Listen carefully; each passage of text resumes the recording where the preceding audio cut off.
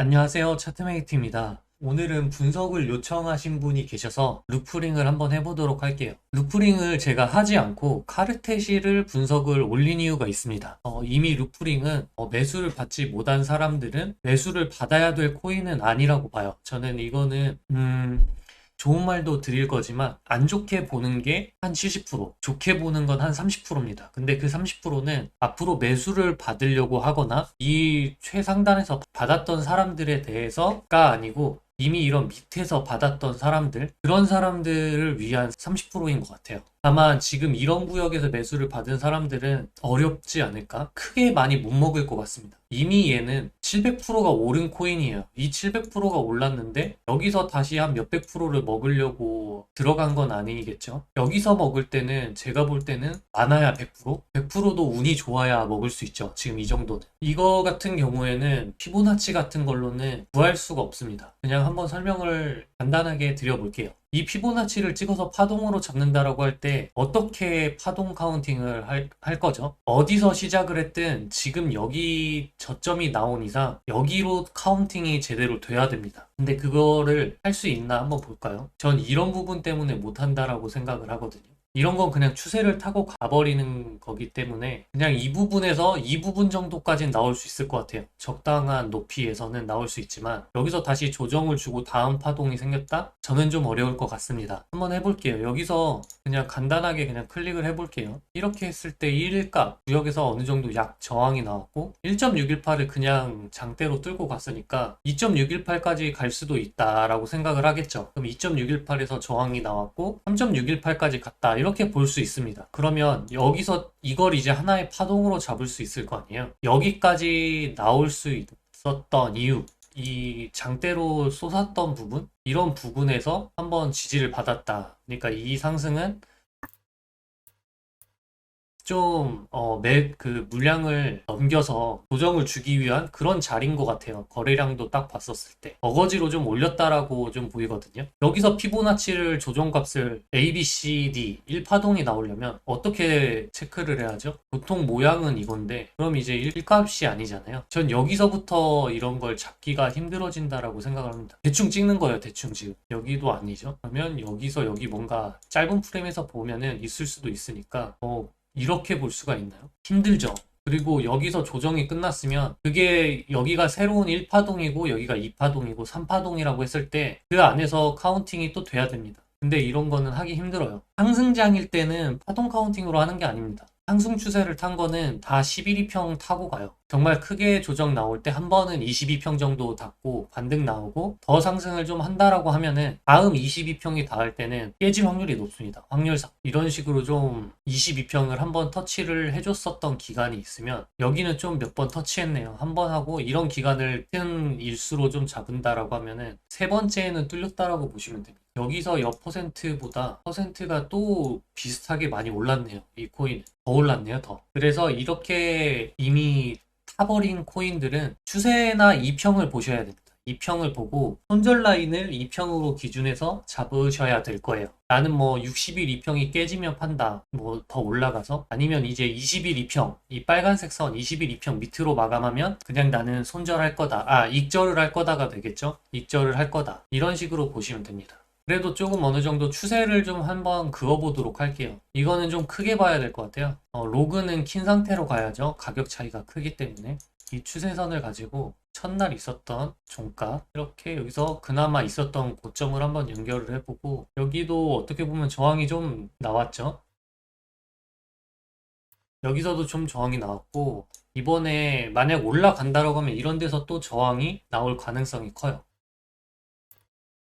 그러면 이제 여기도 한번 볼까요? 근데 여기도 어떤 파동 카운팅이 있다라고 하면 이런 거 이제 장난쳤다라고 좀 생각을 해서 한번 그려볼게요. 이렇게 고점에서 고점을 연결하면 여기서 한번 이제 지지를 받은 것처럼 보이기는 한데 너무 쉽게 뚫렸죠 여기가. 근데 거래량이 확실히 쏠리면서 올라갔어요. 그래서 그렇게 한 번에 뚫을 수 있었습니다. 여기서 저는 이게 좀 더 의미 있어 보이거든요. 이렇게 좀 추세를 이으면 이걸 이제 뚫었을 때가 좀 하락 추세를 좀 면했다 라고 좀 보면 될 것 같습니다. 계속 이런 선에서 저항이 나왔다라고 볼 수 있죠. 여기서도 저항이 나왔고 이걸 뚫고 올라갔을 때 여기도 리테스트를 받긴 받았어요. 그래서 저는 이 추세선이 좀 더 의미 있다라고 보고 여기에서 이제 올라갈 때의 추세선을 좀 본다라고 하면은 나중에는 여기서 이렇게는 좀 의미는 없을 것 같고 저는 여기 여거 아니면 여거 이 정도 한번 그려볼까요?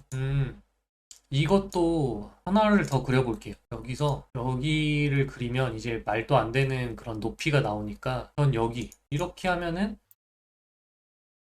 이번에 이 추세를 좀 쓰면서 여기서 지지가 나왔다라고 좀 볼 수 있거든요.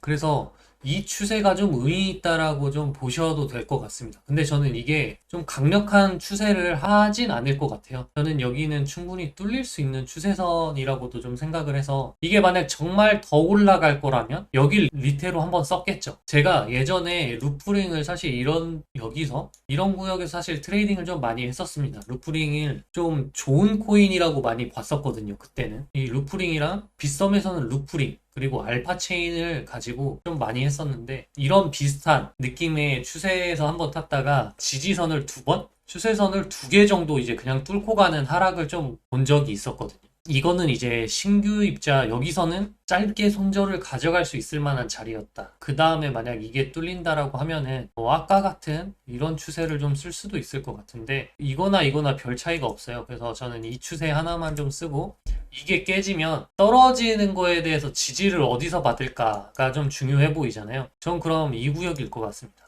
이런 구역이 와야만 지지를 좀 받을 수 있을 것 같아요. 그리고 이 지지도 저는 강력해 보이지는 않습니다. 여기랑 여기는 사실 펑펑 비어 있어요. 정말 강력하게 좀 지지를 할 수 있는 구간은 이 구간에서도 한번 만약 떨어진다라고 했을 때 지지를 받을 수 있는 구간이 나중에 생길 것 같고 실질적으로 정말 큰 하락장이 온다라고 하면은 몇 퍼센트는 될까요? 더 올라갔다라고 치면은 저는 지금 딱 이 구간 상승을 시작했던 구간 정도에서 이제 지지가 나오고 여기서 횡보가 좀 많이 나오지 않을까라는 생각은 좀 합니다. 그러니까 여기까지 온다라는 것은 지금 당장 온다라는 말씀을 드리는 게 아니고 추후에 이제 비트 하락장이 왔을 때 그 지지를 받을 수 있는 구간 중에 하나로 전 여기를 좀 기다릴 것 같아요. 그때 가서 이 구역 오면은 좀 매수를 받아보는 그런 자리가 될 것 같고 지금 당장은 그걸 생각하실 필요는 없죠. 지금 당장 이게 만약 올라간다라는 입장에서 봤을 때는 어디까지 갈 수 있냐라고 물어보신다면 저는 이 추세선까지는 올라갈 수 있다라고 생각을 합니다. 한 80% 정도? 4.8달러 정도 되네요. 저는 여기 정도? 떨어진다라고 하면은 매수 받을 사람들은 저는 이 구역, 이런 구역이 좀 괜찮아 보여요. 근데 한번 찍고 떨어질 수도 있지 않을까. 뭐 그렇게 보고는 있습니다만 지금은 좀 내려가고는 있어요. 근데 여기 있는 갈색 추세선이 먼저 내려왔을 때 크게 하락을 안 하는 경우가 있습니다. 저는 이걸 가하락이라고 좀 보는 게 있거든요. 루프링에서 통할지 안 통할지 모르겠지만 비트로 이제 시간봉에서 볼 땐 저는 그렇게 판단을 좀 해요. 이렇게 오면은 더 이상 내려가지 않고 상승이 한 번 더 나오는 그렇게 보는데 이거는 어떻게 될지 잘 모르겠습니다. 평소대로 본다라고 하면은 저는 한 번 더 조금 상승을 할 것 같은 느낌은 있다라고 좀 볼 것 같아요. 이렇게 그려졌을 때는. 하지만 저는 지금 당장 매수는 받을 자리는 아니다 라고 좀 생각을 합니다.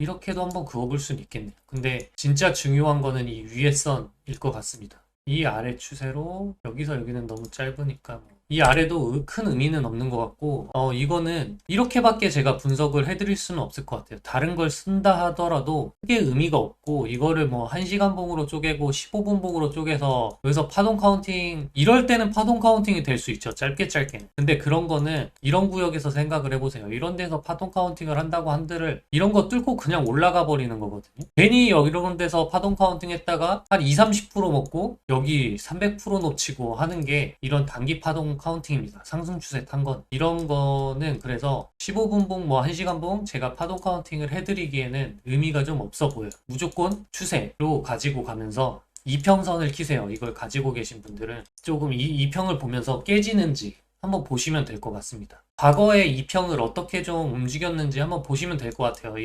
여기서도 10일 이평을 계속 타죠. 이럴 때가 상승 추세를 탔다라고 하는 겁니다. 계속 탄 거. 그리고 이제 22평을 처음 도달했을 때는 반등은 한번 나와요. 근데 이렇게 깨지면 22평을 다시 한번 터치를 하거든요. 그러면 이럴 때 이제 매도를 하고 횡보를 할 가능성이 있다라고 좀 생각을 하시면 될 것 같습니다. 또 한번 볼게요.